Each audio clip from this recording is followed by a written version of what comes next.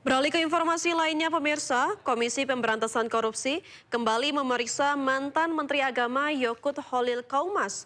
Yakut selesai diperiksa Senin sore sekitar pukul 16:19 waktu Indonesia bagian Barat.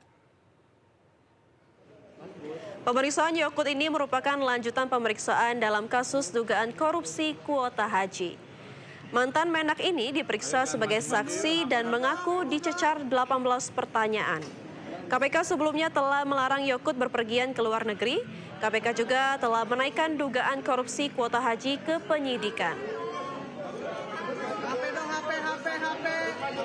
Ya Pak, boleh diceritakan Pak apa yang didalam dalam kasus ini Pak?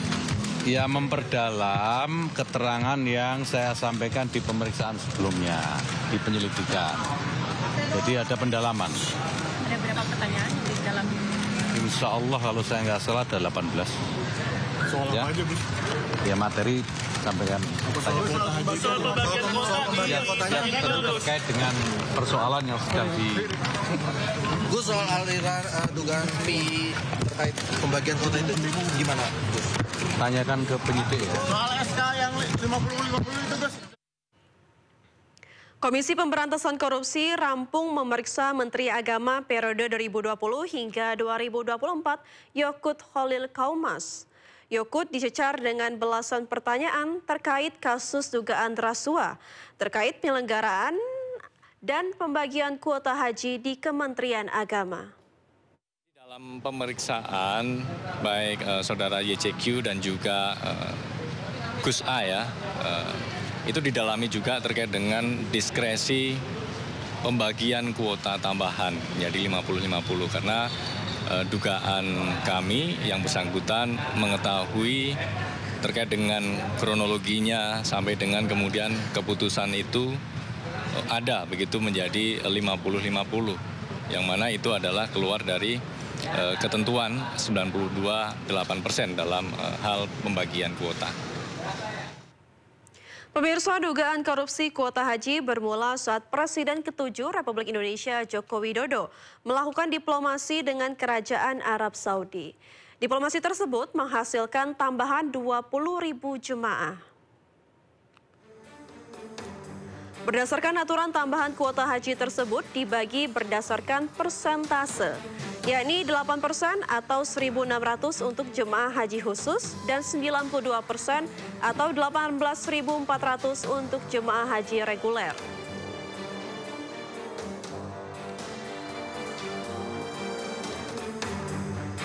Namun di lapangan pada saat pelaksanaan diduga ada penyelewengan.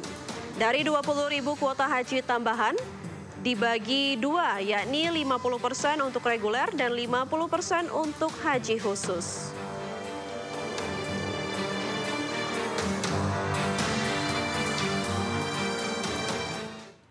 Pemirsa, ayah mertua diplomat muda Arya Daru Pangayunan, Basu Swasta Dharma Mesta, akhirnya buka suara terkait kematian menantunya. Basu menyatakan keluarga baru bisa berbicara kepada publik karena kematian ADP membuat kondisi fisik dan juga psikologis keluarga terganggu. Basu juga menegaskan tidak percaya jika menantunya meninggal akibat bunuh diri dan pasti ada keterlibatan orang lain. Memang Mas ADP ini adalah menantu dari Bapak, tapi kan beliau lebih di sana kemarin juga ketika meninggal sebenarnya itu dibawanya ke rumah saya, Bapak ya itu. Dan saya adalah Pak, selama ini kenapa sih Pak tidak langsung speak up dalam waktu mungkin setelah konflik pers itu mungkin ada yang jaga lu langsung ditanggapi tapi menunggu sekian lama Pak? Ya, sebetulnya kami di depan kamera seperti ini kan tidak biasa. Peristiwa mendadak, kemudian dengan segala dampaknya, aktivitas, kejadian-kejadian berikutnya, dan seterusnya. Ini kan bukan sesuatu yang biasa bagi kami, ini kan luar biasa. Luar biasa. Nah, itu juga berpengaruh kepada kondisi di dalam keluarga kami. Kondisi psikologis, kondisi fisik juga begitu, karena banyak tamu yang bersimpati mengucapkan bela sungkawa itu terus menerus silih berganti. Ini juga memerlukan ketenaran fisik. Jadi kami itu sangat sibuk, ya, sibuk menghargai tamu-tamu yang datang. Sehingga kalau kami itu diminta speak up, belum siap. Nah, baru sekarang kami bisa memberikan, itu pun juga tidak bisa lama-lama, ya. Karena memang kondisi psikologis itu nggak bisa tidak bisa menipu lah, itu alamiah, sifatnya alamiah. Nah, menunggu kami siap, itu tidak capek, kondisi fisik sehat, kondisi psikologis, mental baik. Nah, kami baru bisa. Nah, ini perlu waktu, nggak bisa tiba-tiba diminta bicara, nggak bisa, kami nggak bisa. Karena kami masih terngiang-ngiang, ya, itu menantu saya itu menantu yang sangat baik, itu juga ini kami semua merasa kehilangan. Itu jadi kami perlu waktu. Nah pemirsa, simak perbincangan jurnalis Sindonews Lukman Hanafi bersama ayah mertua diplomat muda Arya Daru Pangayunan Basu Swasta Darmesta secara eksklusif di program Inside Story Investigasi yang akan tayang malam ini pukul 20.30 waktu Indonesia bagian Barat.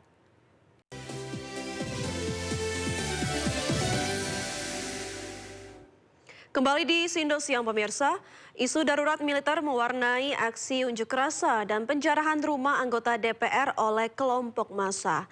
Dengan tegas, TNI mengatakan taat konstitusi dan isu darurat militer yang berkembang di media sosial tidak benar. Wakil Panglima TNI Jenderal Tandio Budi Revita mengatakan TNI taat konstitusi dan tidak akan mengambil alih pengamanan unjuk rasa. Isu penerapan darurat militer yang beberapa hari ini berkembang di media sosial tidak benar. TNI secara tegas mengatakan tidak ada niatan bagi TNI untuk mengambil alih pengamanan. TNI hanya membantu Polri jika situasi dan kondisi mengharuskan hal itu terjadi. Bahwa tentara lah TNI dalam ini taat konstitusi. Tadi yang saya sampaikan bahwa TNI saat ini dalam satu soliditas yang sangat kuat antara Kementerian Pertahanan, Mabes TNI dan Mabes Angkatan. Tentunya kita dalam satu kodal itu semuanya. Kalau ada anggapan seperti itu, tentunya itu sangat salah. Jauh dari apa yang kita lakukan. Kita semuanya saya sampaikan tadi, kita taat konstitusi. Kita memberikan bantuan kepada institusi lain, tentunya atas dasar regulasi dan permintaan itu sendiri. Ya, ini saya sampaikan bahwa pada saat tanggal 30 Pak Presiden memanggil Kapolri dengan Kepala Staf Panglima TNI dan Panglima TNI dan Kapolri menyampaikan statement itu dan kita solid jadi satu di situ, ya. Bagaimana untuk mengelola ini sama-sama, ya. Jadi tidak ada kita mau ngambil alih itu tidak ada, ya. Karena itu disampaikan bahwa yang di depan kan adalah Polri dulu, ya. Polri baru setelah itu ada kondisi seperti ini, ya, barulah kita jadi satu dengan Polri. Tidak ada keinginan kita untuk mengambil, ya. Terima kasih. Masa ini adalah sekarang lebih ke banyak anak-anak SMA maupun STM dan ini juga bagian daripada yang harus saling jaga bersama warga.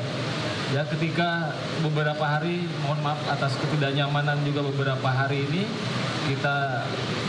tentu yang saya lakukan, kami lakukan bersama Polri juga untuk menjaga keamanan dan kenyamanan dan apapun sekarang yang melakukan tindakan anarkis akan ditindak tegas. Itu saja. Kalau